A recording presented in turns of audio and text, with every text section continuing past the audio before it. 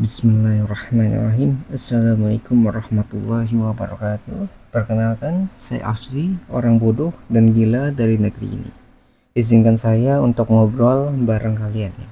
Disclaimer dulu, apa yang saya sampaikan di video ini hanyalah sekedar obrolan biasa. Jadi jangan dianggap serius ya. Oke, kita masuk ke isi materi yang ingin saya sampaikan, yaitu berjudul bentuklah kebiasaan positif sejak dini. Oke, kita mulai dulu dari pengertian ya. Pengertian kebiasaan itu apa sih? Pengertian dari kebiasaan itu adalah suatu tindakan berulang yang sering kita lakukan hingga menjadi suatu kegiatan yang tidak terpisahkan di dalam hidup kita. Itu pengertian umumnya untuk suatu kebiasaan ya. Kalau kebiasaan positif ya berarti suatu yang berulang dan sifatnya itu positif, itu aja ya. Lalu kapan itu kebiasaan ya muncul gitu? Kan kebiasaan tuh bisa diciptakan atau tidak, apa ya, secara sengaja dan tidak sengaja juga ya. Nah, kapan itu kebiasaan bisa muncul? Nah, menurut saya tuh ada beberapa faktor ya yang bisa menyebabkan suatu kebiasaan baru itu muncul gitu. Nah, saya bagi dua nih. Ada faktor dari dalam diri sendiri, ada faktor dari luar atau lingkungan. Nah, keduanya itu bisa berhubungan ya, bisa saling mengaruhi. Eh, Dia itu bisa saling, apa ya, searah gitu jalannya, ataupun bisa saling bertentangan gitu antara diri sendiri sama lingkungan ya. Nah, kita bahas dari faktor dari dalam dulu nih, dari diri sendiri. Nah, yang pertama tuh bisa dari genetik nih. Genetik itu misalnya laki-laki sama perempuan itu kan kebiasaan berbeda tuh. Jadi kalau laki-laki tuh kebiasaannya kan dia biasanya gerak aktif gitu, dan apa ya, lebih ke arah aktivitas fisiknya lebih besar lah dibandingkan dengan perempuan. Kalau perempuan tuh lebih ke arah kasih sayang gitu. No, kalau perempuan tuh lebih ke arah kayak, oh ya, masih masakan misalnya. Kan kalau perempuan tuh kayak masak-masakan, terus apa ya, main boneka-bonekaan. Nah, pokoknya yang hubungannya dengan kasih sayang, terus apa ya, perasaan gitu lah. Karena itu biasanya dari hormon faktornya. Kalau di laki-laki kan lebih, apa ya, eh dominan testosteron gitu, produksinya lebih banyak dibandingkan dengan perempuan. Kalau perempuan juga itu lebih ke arah progesteron dan estrogen. Itu aja, itu dari hormon ya, yang bisa menyebabkan perbedaan dari kebiasaan antara laki-laki dan perempuan. Itu dari secara genetik ya. Umumnya seperti itu. Kalau ada yang berlawanan ya berarti di luar normal lah. Nah, normalnya kan perempuan tuh, apa ya, lebih ke arah masak-masakan, laki-laki ke arah gerak fisik gitu ya.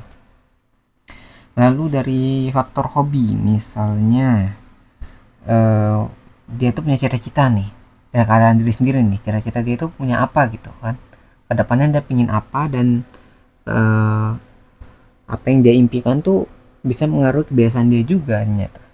Jadi misalnya dia jadi pingin pingin jadi sepak bola profesional, maka biasanya dia akan berusaha keras ketika bermain bola ataupun mengikuti ekskul atau apa ya, perkumpulan yang suka main bola juga biasanya kan.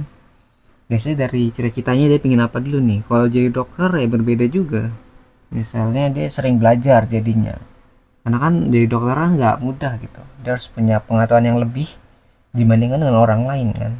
Nah, seperti itulah misalnya ya, itu dari hobi. Terus dari pengalaman juga. Jadi kan laki-laki pengalaman tuh lebih ke arah ini, apa yang dia telah rasakan gitu, apa yang dia alami kan, namanya juga kan pengalaman. Nah, misalnya kebiasaan yang muncul dari pengalaman itu, misalnya dia pernah melakukan kesalahan nih. Ada orang misalnya kerja nih ya, terus dia melakukan suatu kesalahan. Nah, ketika ada kesalahan itu kan dia sudah mengalami tuh, ketika dia melakukan kesalahan. Nah, dia biasa bisa merubah itu tadi, kebiasaan yang bisa menyebabkan kesalahan itu muncul gitu. Misalnya saat ujian gitu kan, dia nggak bisa ngerjain soal gitu. Itu kan suatu kesalahan kan. Nah, dari itu muncul kebiasaan baru. Dia mulai nyicil belajar setiap harinya sejam atau 2 jam gitu. Untuk menghindari ujian yang nilainya kurang bagus gitu kan. Nah, itu gara-gara pengalaman yang buruk gitu. Kalau ada pengalaman baik mungkin prestasi lah. Kayak misalnya dia pernah ikut lomba gitu kan, dihargai oleh gurunya atau teman-temannya. Itu akan menyebabkan kebiasaan berbeda juga. Jadi kan kalau sudah diapresiasi nih, biasa orang itu kan akan mempertahankan gitu kan, mempertahankan kebiasaan yang sudah dibentuk gitu, ataupun menjadi lebih baik mungkin kan, itu dari pengalaman ya. Lalu yang terakhir ya, menurut saya itu faktor-faktor yang lain nih, yaitu dari cara berpikir atau pendirian gitu.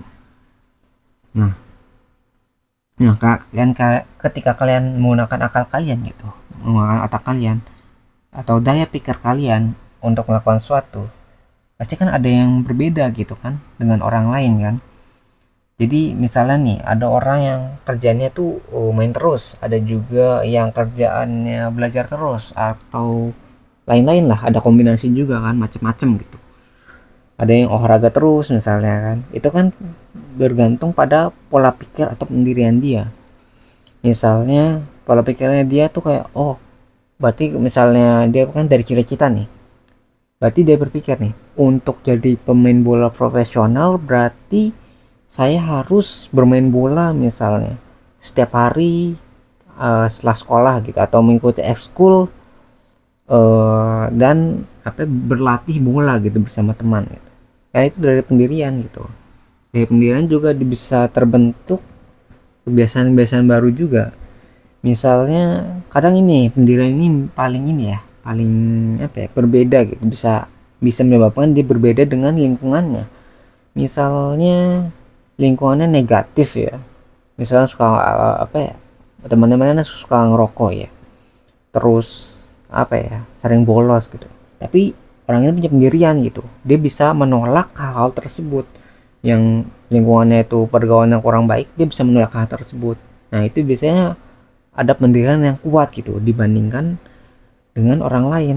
Itu kan faktornya dari diri sendiri, karena dia kan bisa memilih gitu kan, mana yang baik untuknya, mana yang buruk untuknya gitu. Dia tidak terbawa dengan arus gitu kan. Nah itu salah satu faktor dari dalam ya, yaitu pendirian gitu yang kuat dibandingkan dengan lingkungannya. Nah tadi kan kita udah bahas tuh faktor dari diri sendiri. Nah kita bahas tuh dari faktor luar atau dari lingkungan tempat dia berada. Nah itu dari yang paling dekat dulu nih, yaitu lingkungan keluarga. Nah biasanya kalau lingkungan keluarga kan terbentuknya suatu kebiasaan itu yang paling awal gitu lah. Yang paling misalnya anak kecil kan kita nggak ngerti apa-apa tuh, yang bayi gitu, dia baru lahir misalnya baru setahun, dia kan nggak bisa berbahasa, nggak bisa ngomong, hanya bisa biasanya nangis doang kan. Tapi dengan indranya misalnya dia ngeliat kan, dia mendengar, terus dia bisa meniru apa yang ada di sekitarnya, misal dari perkataan orang tuanya, terus dia ngeliat kebiasaan atau kegiatan yang ada di rumah gitu kan, walaupun dia nggak belum bisa ngomong gitu, tapi dengan indranya dia bisa menyerap gitu kebiasaan-kebiasaan yang terjadi di dalam rumahnya. Maka lingkungan keluarga itu adalah lingkungan yang paling awal gitu, yang mengaruhi suatu kebiasaan seseorang. Kalau lingkungannya itu bagus, biasanya anak ini bisa punya pendirian yang kuat juga, bisa bisa niru dari orang tuanya lah. Dan ada juga tuh perbedaannya gitu antara keluarga yang harmonis dan keluarga yang broken home. Broken home tuh kayak yang kerjaannya tuh berantem terus gitu di rumah, misalnya orang tuanya tuh nggak harmonis, kerjanya berantem terus gitu. Nah itu bisa disaksikan oleh anaknya dan bisa menjadi kebiasaan juga, mempengaruhi pola pikirnya gitu. Misalnya jadi lebih kasar gitu kan, orang yang apa dipengaruhi oleh tadi tingkah laku orang tuanya. Kalau orang tuanya baik, biasanya anaknya baik, walaupun nggak 100% ya, karena ada faktor lain juga.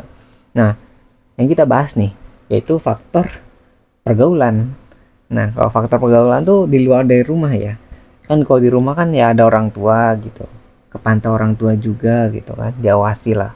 Kalau di luar orang tua tuh kayak misalnya kita sekolah nih, kegiatan sekolah ataupun pulang sekolah lah, jadi di luar rumah ini apa lingkupnya, kayak temen-temennya tuh siapa aja gitu, dari awal sekolah misalnya sekolahnya di mana, terus orang-orang yang di dalamnya itu seperti apa, misalnya teman-temannya, apakah teman-temannya itu rajin apa ya, sekolah, rajin belajar, atau teman-temannya itu apa ya, sering rokok, bolos sekolah. Nah itu bisa mengaruhi kebiasaan loh.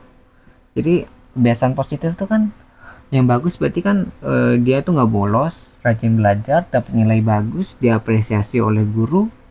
Nah itu mendukung gitu tuh apa ya, sekolahnya atau lingkungan dia, pergaulan dia tuh mendukung dia untuk melakukan hal-hal positif. Kalau yang negatif ya bisa aja jadi ya kurang baik karena dipengaruhi juga gitu kan. Terus setelah lingkungan pergaulan, yang ketiga itu ada tokoh yang diidolakan. Kalau tokoh yang diidolakan tuh lebih ke arah tujuan ya. Misalnya dia ngeliat orang nih, wah dia pinter nyanyi, suatu artis gitu, seorang artis dia pinter nyanyi, terus dia terinspirasi dari artis tersebut.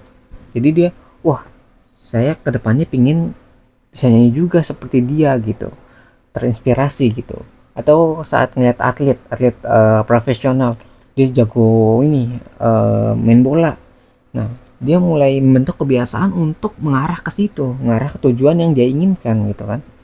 Jadi ada tokoh yang diidolakan, misalnya yang main bola gitu, wah dia jago banget tendangnya jauh gitu, dia jago gocek gitu, bisa ngoper-ngoper, dia apa ya, ngeliat orang itu wah sangat luar biasa gitu kan. Maka tokoh yang diidolakan juga bisa mempengaruhi kebiasaan yang terbentuk gitu. Kalau yang di paling dekat ya mungkin di rumah ya itu orang tua misalnya. Kalau dari bapak, dari orang tua itu kan bapak itu apa ya, lebih ke arah ini tanggung jawab, terus tegas gitu kan, biasanya dari bapak itu kalau diidolakan dari bapak. Kalau dari ibu itu lebih ke arah kasih sayang, terus apa ya, empati simpati. Oke, dari segi perasaan gitu lah, lebih dari kasih sayang lah, biasanya itu diturunkan dari ibu, idolanya dari ibu biasanya gitu kan. Lalu setelah tadi tokoh yang didolakan tuh kan penting juga tuh dari luar. Terus yang terakhir ini menurut saya itu ada yang penting juga, yaitu keadaan atau peristiwa khusus. Nah ini yang nggak semua orang bisa terjadi gitu, yang namanya kan khusus atau peristiwa tertentu. Misalnya diceritakan ya, ceritakan aja ini biar lebih mudah dipahami ya. Misalnya ada seorang anak nih, dia ngeliat orang tuanya atau saudaranya itu sakit. Nah dari sakit itu dia berpikir, saya tidak bisa melakukan apa-apa saat orang tua saya sakit atau saudara saya sakit. Lalu dia berpikir, kalau misalnya saya jadi dokter, setidaknya saya bisa membantu orang tua saya gitu, ketika orang tua saya sakit gitu, bisa membantu lah sekiranya. Itu menjadi peristiwa khusus bagi seorang anak gitu kan. Ya awalnya dia misalnya nggak tahu apa-apa, nggak tahu arah tujuannya gitu, ketika dia punya apa ya, pengalaman seperti itu, dia terinspirasi tuh, wah saya harus belajar dengan lebih giat lagi untuk menjadi dokter misalnya. Ketika saya jadi dokter, saya bisa nolong orang tua saya atau saudara-saudara saya yang sakit gitu kan. Nah itu dari peristiwa khusus itu dia bisa menyebabkan terbentuk kebiasaan baru di dalam dirinya ya.